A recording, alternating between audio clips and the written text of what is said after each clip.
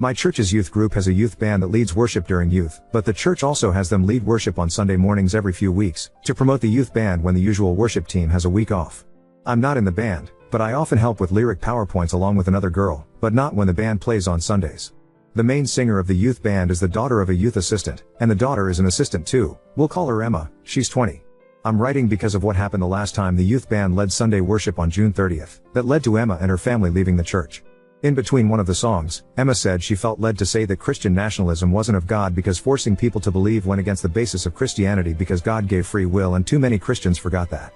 She also said there would be no short and narrow path if people were forced to walk it, before saying Project 2025 was advertised as Christian but resembled nothing of God because God never forced people to believe in Him. No one confronted her or anything as it was brief, and they played a few more songs along with the closing song after the pastor finished his sermon. But when we got to youth on Friday night, Emma and her mother weren't there. And we were later informed, by the youth pastor, that Emma and her mom would no longer be helping the youth before a bunch of stuff about giving others the chance to be lead singers because Emma had left the church. However, word got out from one of the band's players that Emma told the band that she got banned during the week and that her parents left the church with her, so they already knew before we found out at youth. The reason I'm making this post is because of a conversation I had with the band, another PowerPoint G. Earl, the same Friday the youth pastor announced it, and the conversation was private from the rest of the kids. Long story short, the band is upset about what happened to Emma, and they've been throwing around ideas on what to do. The one they're heavily considering is a walkout the next time they're scheduled to play on Sunday after playing the intro song. Service opens with an intro song before someone comes on stage to welcome everyone before worship continues, and they would voice support for Emma before walking out together. They haven't told anyone not associated with the band because they don't want anyone to spill the deets. But the main thing we're debating is repercussions from our parents and whether or not it's worth the risk. There's likely a few weeks until the band plays on Sunday again, and they still haven't decided on a new lead singer yet. I also want to add that the church didn't upload the worship portion of the service with Emma and only uploaded the sermon from that day. They always include worship on their YouTube upload of the service. Most of the concerns were around tuition punishments, as some of them have their parents helping pay, but they still want to do something. And while I'm not in the band technically, aside from coordinating PowerPoint lyrics occasionally, I figured the least I could do was get advice from other adults anonymously because we don't want to ask our parents for obvious reasons, and maybe others could see more pros and cons that we can. I appreciate any advice that anyone gives and will relay it to the band too. Update 1. First, the band is still going through with the walkout, and they're keeping it within the band so that no other kids tell their parents who might tell leaders. It would have been awesome to include others, but the risk of the church catching wind was too great. Second, we have a date of 8/4 when the youth band will do worship for the adults again. Third, the youth pastor appointed a singer from within the group who will take turns singing on Sundays with future participants in the coming weeks. Here's how we hope it happens. The band will play the opening song, which officially starts service, and usually lets people know it's starting. Many make their way from the foyer during the intro song. And after someone gives the welcome/prayer after the opening song, the lead singer will then give the speech before the band walks off stage, and I will walk out with them from the pews along with relatives/friends. One relative said she might bring some people she knows too, which could make more of a statement to the church to see adults leaving too. One of the relatives will also record the whole thing in case any parents don't react well to it, and I will update after it happens. If anyone has any further advice, it would be appreciated, and I'll bring it to the band. Most of the band, outside of 2 seniors, aren't old enough to vote this year, but this is a chance to stand up for what's right against something that is adamantly infusing itself into Christianity, Christian nationalism, and making Christianity lose all of its respect in our opinion. We don't expect change to happen in the church as a result of our walkout, but it's a small thing we can do to say we did our part when faced with it ourselves. Another commenter put it best when she asked if we'd be able to live with ourselves if we did nothing, and the answer has been no for us so far. I also want to add something I forgot to clarify in my first post. Emma didn't say what she did out of the blue. She had been vocal about the pastor talking politics for some time according to the band, and I've seen much of it too. However, a lot of people sent DMs disagreeing with the band's decision. So before I get into it, I want to give specifics of what the pastor has done. The pastor mentioned Trump from the pulpit numerous times, including the aftermath of the 2020 election, to voice discontent over THE results. He has also celebrated Roe v. Wade's overturning from the pulpit, Pride Month during June, and even compared Trump's legal trial to how Jesus was persecuted leading up to his crucifixion, things that have no place being vented about from the pulpit, and this has happened over the course of a few years. I received a few DMs in the aftermath of my first post, and some were encouraging while others not so much. A few people, who said they were Christians, said that Emma was wrong to use the microphone to hijack the service with her words because she should have talked to the pastor first while calling her actions immature. However, when I showed the band the advice from my posts, I also told them about the DMs, and they said that Emma spoke to a leader about the pastor's political sermons in the past. But nothing came from it as he continued to speak politics from the pulpit frequently. Some people also said that our walkout wasn't godly because we, like Emma, would be hijacking the service for a publicity stunt when church was supposed to be about God. Some people called us immature among harsher things. But we disagree for two reasons. First, who is supposed to call out the misuse of the pulpit if not people who attend the same church where it's misused? A few DMs said to do nothing and pray for God to change the pastor's heart, but he's been doing this for years. And second, the Bible gives guidance on how to call out improper behavior in the church in Matthew 18:15-17. Emma has already talked to a leader one-on-one, and the band has voiced displeasure about Emma's ban to the youth pastor, only for him to disagree and say that Emma was out of line. Regarding the part about tell it to the church, I suppose the how might be up to interpretation. Maybe telling the church means telling a church leader instead of the congregation on stage. But Emma and the band have talked to various leaders, including an elder too, aside of our youth leader, only 4 years of political rants from the pulpit to continue. When Jesus flipped tables in Matthew 21:12, we believe he did it because people were using the temple to sell things that had nothing to do with God, and we believe that politics falls into the same boat. Someone commented a link in the comments of my first post that I never saw. But I showed the band, and we couldn't agree with it more. Pastor Lauren Livingston talked about the role of politics in the church and how politics shouldn't be combined with Christianity, and I'll leave the link here. I still plan to speak with my parents ahead of 8/4, and I'll share the write-up the band is working on really soon. I really appreciate everyone who commented too. Lastly, I want to clarify that the walkout is the band's decision entirely. I am not a member of the band, I just do PowerPoint lyrics during youth, and I'm not even in the band's group chat with Emma. As some of the band members are contemplating punishments from parents, 2 seniors who are concerned with their parents removing tuition help, I will support whatever they decide while understanding that they have to take care of their future too, as many commented. If they decide to continue with the walkout, I will support them and walk out from the pews. But if they change their mind because repercussions are too great, I will respect that and continue to support them. Update 2. I meant to get back to this sooner, but some things happened on and after 8/4. Since my previous post, the band decided not go through with the walkout, and Emma was a big reason why. The band told me that Emma spoke to them a few days before 8/4 after she spoke to another bandmate who voiced concern. The girl who spoke to Emma was 15 and confided in her about physical abuse fears from her parents, and Emma spoke to the band on behalf of those fears. Emma also referenced some of the fears that the senior bandmates had about losing tuition support and told them that it wasn't worth risking their futures. Emma, unlike the band, had a full-time job to support herself, but some of the band was still tied to their parents for years.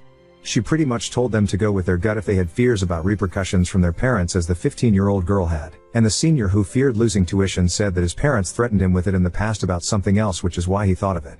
I wasn't present when the band spoke to Emma because I'm not a member of the band. I only do PowerPoint lyrics and they tell me what songs before youth group, but they told me and the other PowerPoint girl afterward. So instead of playing on August 4th, the band collectively, and privately, resigned to the youth pastor at youth group the Friday before 8/4, and none of them played on August 4th. They also told their parents that they would before doing so, and a few of the bandmates said they were never forced to join the youth band by their parents. They simply volunteered. But that didn't mean they weren't gonna say anything about Emma's treatment. They just wanted to in a safer environment that wouldn't risk embarrassing their parents in front of the congregation, which could cost them privileges instead. They decided to share their write-up with Emma, who was planning on posting her own explanation of her ban from the church. Emma posted her explanation along with the band's write-up to her socials on August 4th regarding why the band collectively resigned, and a few bandmates decided to repost it on their socials. Emma also tagged the church's social in her post and believed that the walkout would do more harm to the band than good, so the social media route was a slightly better alternative. Not as many people will see it, but we believe potential rumors and gossip might do their thing. A few of the bandmates also told their parents that they would no longer attend that specific church.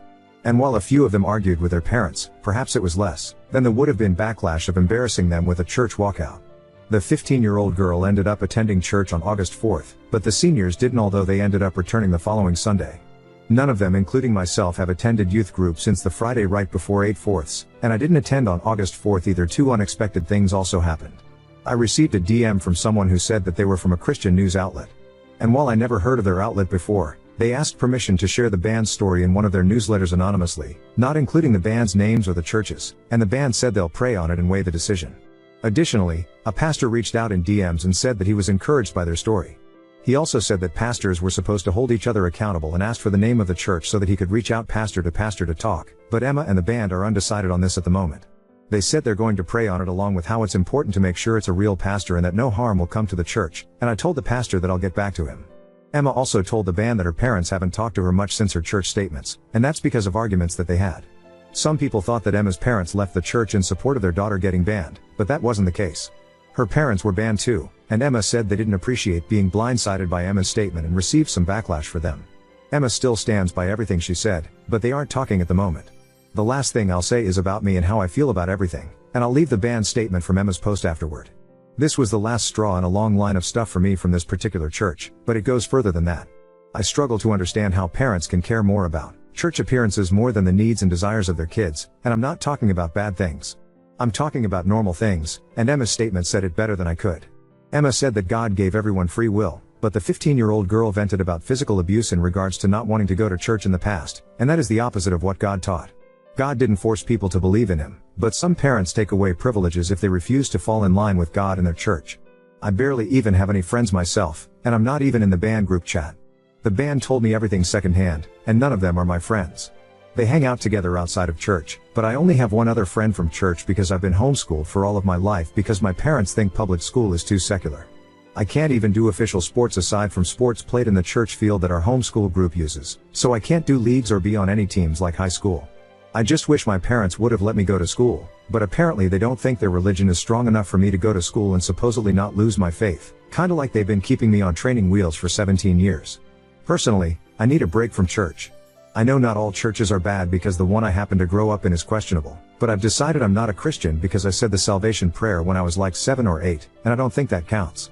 You don't know what you believe at that age because all you have is heavy bias from your parents, and I need a break to be unbiased in the future after my pastor has made some questionable decisions in recent years, venting politics in the church like the people who sold things that weren't of God before Jesus flipped tables. I'm going to try and learn about other religions because Christianity is all I ever knew, so I've stopped considering myself a Christie, and internally of late. Doesn't mean I'll never return, but I need a long break from Christianity because just thinking of modern Christians makes me sick, too much hate disguised as Christianity and political overlap. I know there's good ones, but I have to broaden my perspective. And without a long break, I won't be able to be non-biased in my search. I've also argued with my parents about how I'll no longer attend church, but this is getting too long. Some of the band has faced punishments for not going, and that is the epitome of what's wrong with their twisted version of Christianity, so I hope a break will help me reset in some ways. The band's statement talked about how they would no longer attend the church, but I'm not sure if their parents were the reason they returned on Sunday morning after 8/4. Regardless, here is the write-up that they shared with Emma, and it's longer than what they likely would have been allowed to say before the walkout if someone cut their microphone, which is an advantage of social media in this case. Now on to second story. Recorded a month's worth of my wife's lack of affection to show her our loveless marriage, now seriously considering divorce. I, 34 male, and my wife, 43F, have been together for 16 years and married for 7. We have a 4-year-old daughter. After the first few years where my wife was very kind, present, loving, and affectionate, things have changed a lot. I rarely receive kisses from her, let alone hugs or kind words. She doesn't ask how I am in the morning, let alone say good morning or good night. I am tired of this. I have told her in every possible way that, as a man, I need these expressions of love to feel loved. Her excuse is that she is too stressed because of the child, but these things were happening even before our daughter was born, or that everything depends on my behavior towards her. Every time, it always depends only on me. When we argue about this, she says I'm exaggerating. Tired of arguing about his for a year, I have recorded in a diary all her expressions of love over the past month. Here you see a screenshot. I know it may seem exaggerated, but believe me, I am exhausted and don't know how else to show her the lack of love I feel from her. What I don't understand is that, sexually, things are fine and we have sex 2 to 3 times a week, sometimes initiated by her. I am fed up, I don't feel loved as I would like, and I have lived like this for many years and now I can't take it anymore. Please don't get mad at me, everyone needs their own time to understand certain things, and I realized this over the past year. I am a romantic, passionate, and attentive man. Normally, I can give 5 to 6 hugs a day, kisses, compliments, surprises, and I can talk about anything and discuss things in different ways. However, being treated like this makes me shut down and withdraw because of the lack of reciprocity. I am seriously thinking of divorcing because I don't feel heard or understood. I don't see a person who understands and takes action to change the situation. Update 1. These days, after publishing the post, I've spent a lot of time reading online, watching reels, watching YouTube videos to better understand my situation, and thanks to one of these, I discovered the issue of avoidant attachment style. I was stunned by how closely my wife fit the description, and I set out to thoroughly study the case. I also identified other things I should do in my relationship: set clear boundaries, demand that my requests are understood, respected, and fulfilled, stand firm in my position, and if necessary, make it clear that I am willing to leave. I showed the Excel sheet to my wife the next day. Her first response was, "But yesterday we cuddled." I told her, "Look at the facts over the past month, there are things you never do and the few things you do are a result of my complaints or arguments. They're not debatable, I'm sorry." Then I told her what I discovered and how she fits into the case. I read her the main characteristics of these people and the types of traumas they have gone through in their lives. I explained to her, knowing her personal family story, that this was mainly thanks to the abuse she received when she was a kid from her parents. My wife was stunned and listened, then asked me, "So what should I do to solve this?" My answer was I don't know because I really don't know. The thing I do know, and what I told her, is that these problems were generated in her childhood and need to be addressed now. I'm now informing myself about the options available to solve or at least alleviate these issues. Sadly, we have difficult schedules, so a therapist is now off the table. During the day I cried a lot because finally, after 16 years, I understood why we had these problems. A strong sadness came over me because I recalled all the situations where I was treated badly, with indifference, and did not receive the affection I wanted. I also remembered all the lies and manipulations used over time to cover up her shortcomings. I think the first step is to focus on myself and solve my own problems since I developed an anxious attachment style. I'll probably use an online course and books to do this since I have very little time between my daughter and work.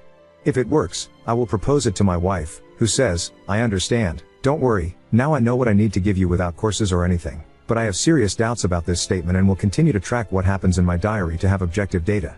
I've already told her that if, unfortunately, this situation doesn't resolve, I will proceed with divorce, and when I do, if forced, I won't go back. That will be the end. I will also follow the excellent advice from, in the meantime.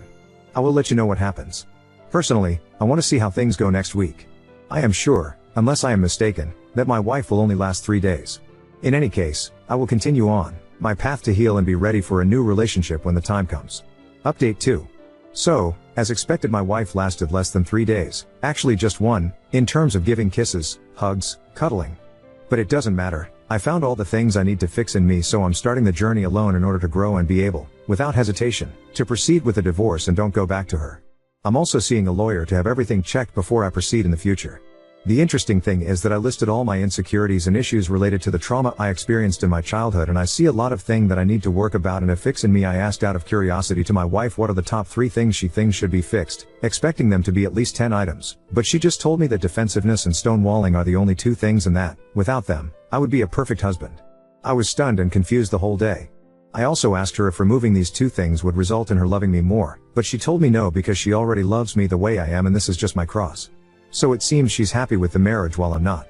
I want more from a relationship, at least the basic caring of a wife.